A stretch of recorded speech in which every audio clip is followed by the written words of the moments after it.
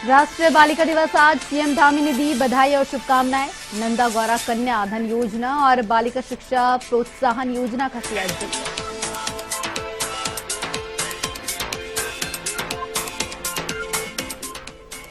प्रदेश के 100 निकायों में मतदान संपन्न, जोश दिखा हाय। कड़ाके की ठंड में मतदान करने पहुंचे वोटर्स। अब 25 को होगी मतगणना।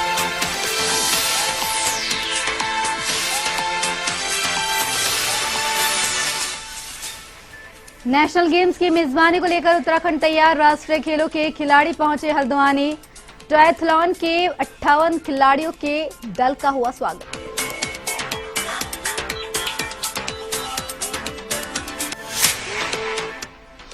उत्तराखंड को ड्रग फ्री बनाने की मुहिम। प्रदेश पुलिस का ड्रग फ्री कैंपेन लगातार जारी। पुलिस आमजन को कर रही जागरूक।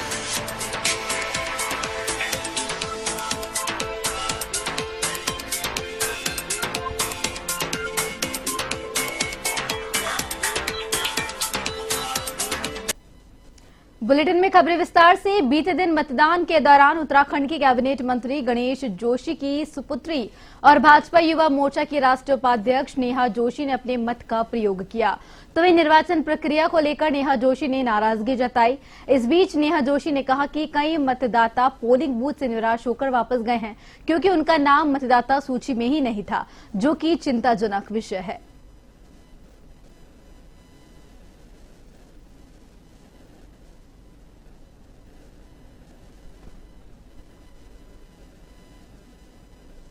प्रशासन से और इलेक्शन कमीशन से इसका संज्ञान लेने के भी कहेंगे, क्योंकि मैं अभी तक 10 के करीब पोलिंग बूथ होकर आई हूं और वहां पे सैकड़ों की संख्या में वोटर्स हैं जो बिना मतदान किए वापस जा रहे हैं, बिकॉज उनका नाम लिस्ट में नहीं है।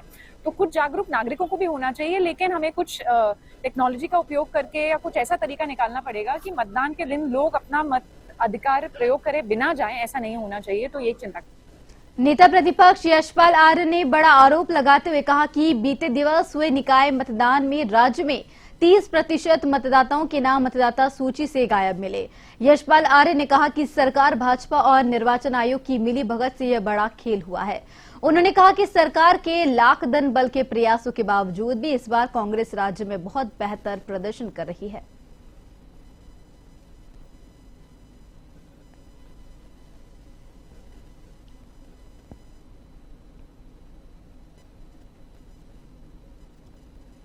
कल जिस तरह से बढ़ चढ़कर हमारे मतदाताओं ने भागीदारी की, स्पष्ट है कि भारतीय जनता पार्टी परास्त होने जा रही है।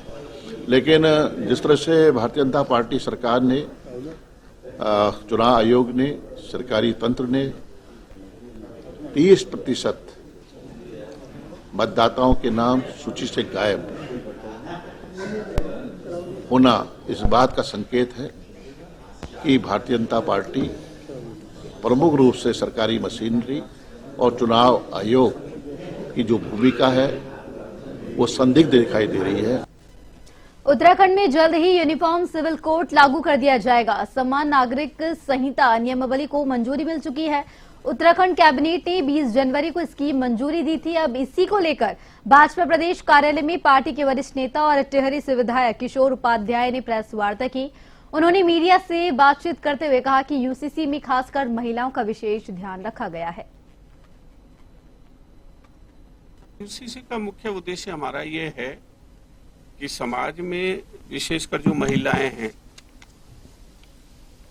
उनको समान रूप से जो है वो अधिकार मिल सके। वो सारी बातें मैंने आपके सामने रख ली हैं और ये बहुत जल्दी यहाँ प्रदेश में लागू होने जा रहा है और अन्य प्रदेश भी उसमें जो है हमारे प्रदेश का अनुकरण कर रहे हैं।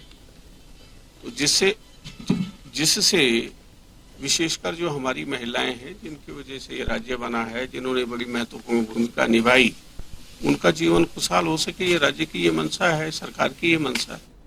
हल्द्वानी में आम्बे इंटर कॉलेज स्थित मतगणना स्थल पर जो है बीते दिन 8 बजे से हल्द्वानी नगर निगम, लालकुआं नगर पंचायत और कालाढूंगी नगर पालिका में अध्यक्ष, मेयर और प्रत्याशियों की वोटों की गणना शुरू होगी। Returning officer Ahmed A P ने बताया कि 6 राउंड में मतगणना 14-14 टेबल के हिसाब से की जाएगी।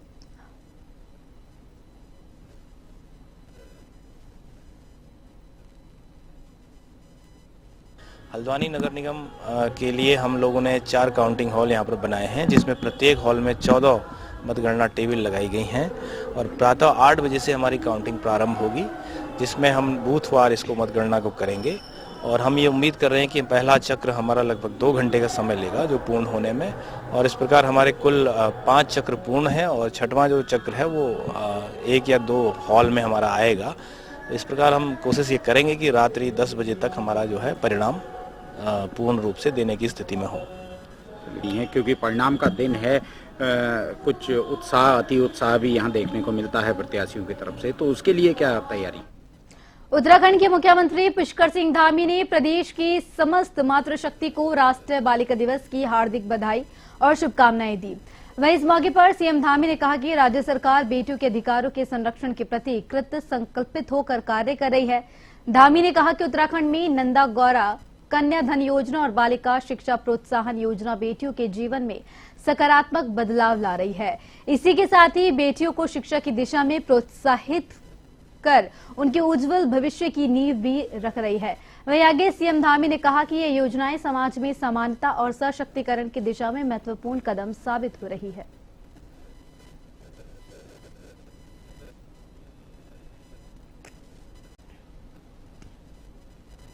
उत्तराखंड में होने वाले 38वें राष्ट्रीय खेलों के लिए खिलाड़ियों का उत्तराखंड पहुंचने का सिलसिला शुरू हो गया है। हल्द्वानी के रेलवे स्टेशन पहुंचे टायथलॉन के 58 खिलाड़ी, कोच सहित टेक्निकल स्टाफ का छोलिया नृत्य के साथ भव्य स्वागत किया गया। इस दौरान पारंपरिक स्वागत देख खिलाड़ी काफी उत्सुक नजर आए।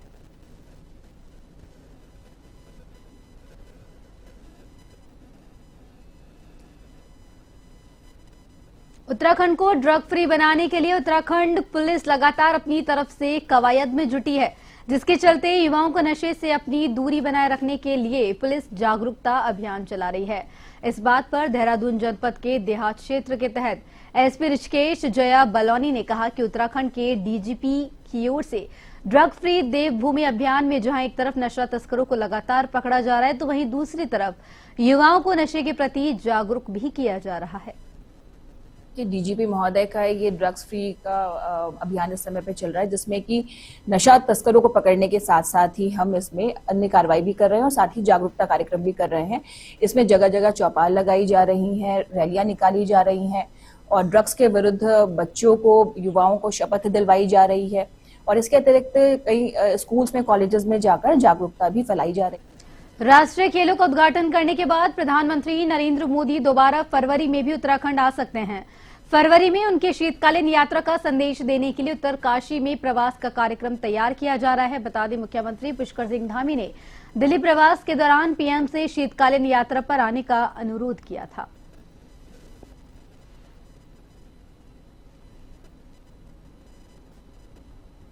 लेकिन नेशनल गेम्स के संदर्भ में प्रधानमंत्री जी का 28 तारीख को आगमन है और हम सब लोगों ने, प्रधानमंत्री जी हमारे नेता है, इसलिए एयरपोर्ट से लेकर उनके आगमन से लेकर उनके आने तक के कार्यक्रमों में हम कहाँ उनका स्वागत कर सकते हैं, उसके लिए रणनीति बनाई है। ईश्वर की कृपा से तब तक हमारे परिणाम भी आ जाएंगे, तो हमारे अनेकों जो नवनियुक्त नगर निगम के महापौर होंगे, पालिका अध्यक्ष होंगे, उनसे उनकी भेंट हो जाए, ऐसा हम आग्रह प्रधानमंत्री कार्यालय से कर रहे हैं। तो एक अच्छा और सुंदर कार्यक्रम और उनके स्वागत का कार्यक्रम उत्तराखंड के अंदर। पौड़ी जिले नगर निकाय चुनावों का संपन्न हो गया है। नगर पंचायत सतपुली के मतदान केंद्रों में करीब 73.4% मतदान हुआ। लगभग 2067 मतदाताओं ने अपने मत का प्रयोग किया। नगर पंचायत सतपुली के अध्यक्ष पद और वार्डों में कांग्रेस और बीजेपी के प्रत्याशियों के बीच सीधी टक्कर बताई जा रही है। जानकारी के अनुसार 25 जनवरी को सतपुली इंटर कॉलेज में मतपेटियों को खोल मतगणना के बाद प्रत्याशियों के भाग्य का फैसला किया जाएगा। प्रशासन की ओर से सुरक्षा के बीच सभी मतपेटियों को इंटर कॉलेज सतपुली में सुरक्षित रखा गया है।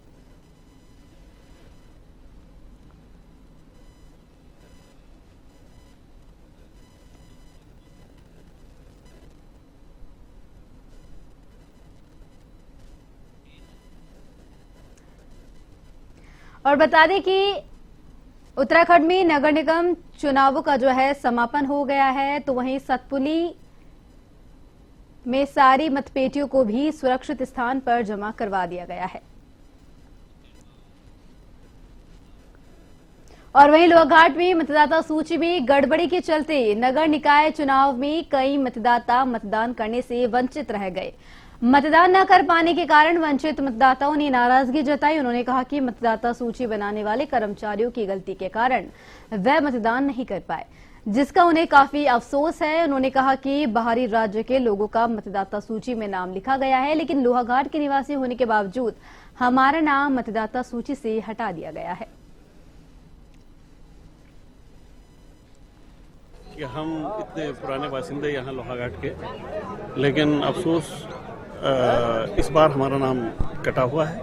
और हमारा ही नहीं, वरन कई लोग हैं जिनके नाम वोटर लिस्ट से गायब है। ये बीएलओ की कुछ कमी है और शायद इसमें उदासीनता।